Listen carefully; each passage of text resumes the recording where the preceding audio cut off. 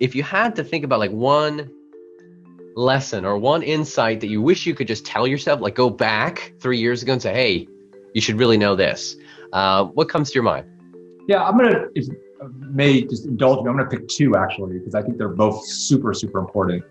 And this applies not just to Boodle, but all the endeavors I've been lucky enough to be a part of.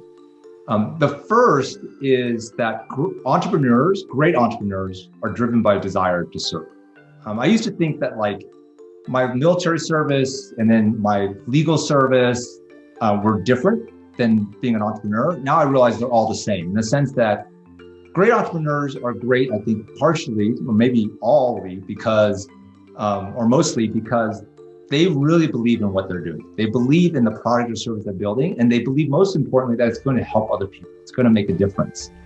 And that belief that what you're doing is going to be of service is actually what drives and sustains you through the hard times.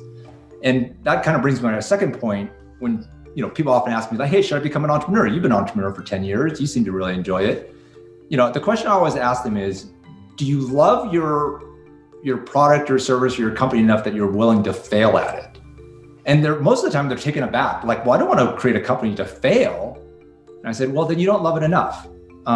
You should love what you want to do. You should be so passionate about it that you would do it even knowing you're going to fail, because that's the amount of passion you should have about what you're building.